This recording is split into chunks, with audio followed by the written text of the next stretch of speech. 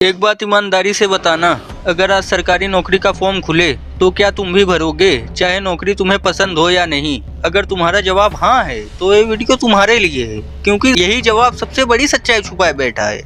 अगर भारत सच में आगे बढ़ रहा है तो हर साल नौकरी के लिए लाखों लोग क्यों टूट पड़ते हैं? बताओ, एक पोस्ट पे 10 लाख फॉर्म क्यों भर देते हैं लोग? एक कंपटीशन नहीं है, ये वार्निंग है। इतनी बेरोजगारी के बावजूद हम जिस बात पर सबसे ज्यादा लड़ रहे हैं वो नौकरी नहीं है।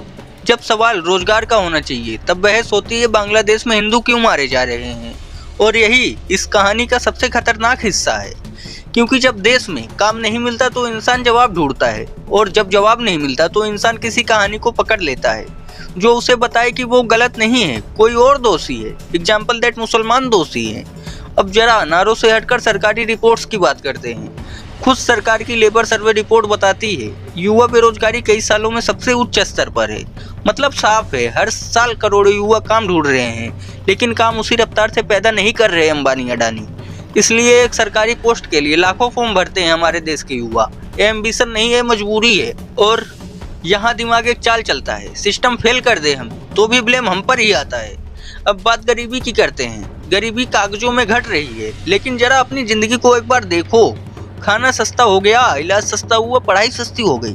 गरीबी खत्म नहीं हुई मेरे दोस्त। गरीबी की परिभाषा बदल दी है मोदी जी। देश पर कर्ज तेजी से बढ़ रहा है। कर्ज बुरा नहीं होता, सवाल ये है कर्ज से क्या बदला है।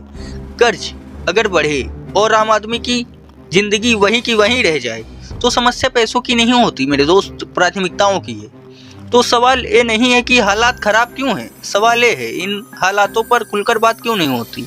जब बेरोजगारी बढ़ती है, महंगाई दबाव बनाती है, आमदनी नहीं बढ़ती, तो सवाल पूछे जाने चाहिए ना। आखिर क्यों नहीं पूछे जाते? लेकिन यहाँ एक अलग पैटर्न दिखता है। सवालों की जगह भावनाएं लाई जाती हैं, तर्क की जगह पे पहचान ला देते हैं, कौन हिंदू है कौन मुसलमान। बहस की टकराव बहुत तगड़ी होती है हमारे देश में आजकल। ये अचानक नहीं हो रहा, एक टेस्टेड साइकोलॉजिकल प्रोसेस है। मोदी जी का पहला स्टेप ये है, असल मुद्दों को इतना कॉम्प्लेक्स बना दो कि आम आदमी उसे समझ ही ना पाए और थक जाए समझते समझते। स्टेप 2, एक इमोशनल मुद्दा उठा दो जिस पर इंसान सोचे नहीं, बस रिएक्ट करना चालू कर दे। स्टेप 3, जो सवाल पूछे उसे प्रॉब्लमेटिक बना दो, जैसे कि देशद्रोही नहीं, बस निगेटिव। एग्जाम्पल दैट जैसे राहुल गांधी आजकल बने हुए हैं। और यहीं से ब्लाइंड सपोर्ट नहीं, अनक्वेश्चन्ड सपोर्ट पैदा होता है, जिसे अंधभक्त कहते हैं। जब पहचान खतरे में लगती है तो दिमाग पॉलिसी नहीं देखता, डाटा नहीं देखता, वो बस साइड चुनता है।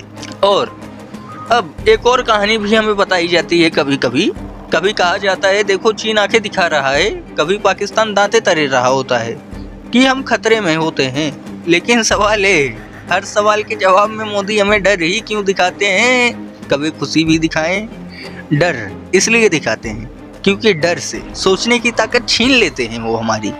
डरा हुआ दिमाग हिसाब नहीं मांगता, वो नहीं पूछता नौकरी कहाँ है, महंगाई क्यों है, उसे बस सुरक्षा का एहसास चाहिए होता है। और यही एक खतरनाक अदला बदली होती है। रोजगार की जगह हमें हिंदू होने का गौरव देते हैं, आमदनी की जगह पे हमें पहचान देते हैं कि राम मंदिर बनवा दिए हैं, अब राम हमारे घर में है, राम राज्य आ गया। इंसान सोचता है अगर मैं सवाल पूछूंगा तो शायद गलत साइड खड़ा हो जाऊंगा। एग्जाम्पल दैट रवीश ध्रुव और अभिसार शर्मा के साइड पे, और कहा। और यहीं से चुप्पी पैदा होती है, डर से नहीं लॉयल्टी से। इतिहास बताता है देश तालियों से आगे नहीं बढ़ते, अंधभक्त ताली मत बजाओ, देश सवालों से आगे बढ़ते हैं। इस कहानी में हीरो मोदी जी नहीं है, उनका चेहरा है। हीरो है सवाल और विलन कोई इंसान नहीं, विलन है अंधभक्तों की चुप्पी। जब हम कहते हैं मेरा इशू नहीं है, बोलने से क्या ही होगा, उसी पल अंधभक्त जीत जाते हैं। ये वीडियो किसी पार्टी के खिलाफ नहीं है, किसी धर्म के खिलाफ नहीं है, ये वीडियो अंधभक्तों की चुप्पी के खिलाफ है। अगर आज भी नौकरी पर सवाल गलत लगता है मेरे दोस्त अंधभक्त, तो सवाल सिस्टम से ज्यादा हमारे अंदर है। सवाल पूछना देशद्रोह नहीं होता अंधभक्त, चुप रहना कभी कभी देशद्रोह होता है। अंधभक्तों जागो। मोदी जी हम आपको घूमने के लिए प्राइम मिनिस्टर नहीं बनाए, ठीक है, आरएसएस की तारीफ लाल किले पे खड़े होकर करने के लिए नहीं बनाए। हम आपको प्राइम मिनिस्टर इसलिए बनाए थे कि हमारे खातों में 15 लाख रुपए आए, ठीक है, हमें रोजगार मिले, ठीक है, हमें नौकरी मिले, ठीक है, हमारे पास पैसे आए, ठीक, हमारा देश चीन को उठा के पटक दे, इसलिए ठीक, हमें विश्वगुरु बनना है, ठीक है मोदी जी। लेकिन उसके साथ हमें अपना घर भी चलाना है, आप तो चाय बेच के प्रधानमंत्री बन गए, हम तो पढ़ के एक सरकारी नौकर तक नहीं बन पा रहे। समझ रहे हो मैं क्या कहना चाह रहा हूँ? प्राइम मिनिस्टर हैं आप, हम आपकी सम्मान करते हैं, रिस्पेक्ट देते हैं। विदेशों में जाके भारत की तारीफ करने से पहले भारत के अंदर उसके समस्याओं को देखो, उसे सही करो, और अगर सही ना कर पाओ तो रिजाइन दे दो। समझ गए मोदी जी? 15 साल जो बोलते थे आप, आज वो काम नहीं हो रहा। काम करो, काम करो, काम करो, काम करो, काम करो। मैं गरीबी से तंग आ चुका, पैसों की तंगी झेल रहा हूँ, दिमाग एकदम पक चुका है। अब बवाल होगा, बहुत तगड़ा बवाल होगा, आपकी कुर्सी भी हिल सकती है।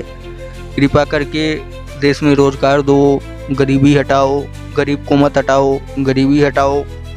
पैसे इतने लाओ कि आम आदमी के लिए दाल, तेल, आटा, गेहूँ, चावल खरीदना सस्ता लगने लग जाए। समझ रहे हो मैं क्या कहना चाह रहा हूँ? कमाई झाट बराबर हो चुकी है, ध्यान दो, देश पे ध्यान दो। विदेश पे मेलोनी भाभी नहीं, मेलोनी आंटी दादी की तरफ कम ध्यान दो। देश का भला करो।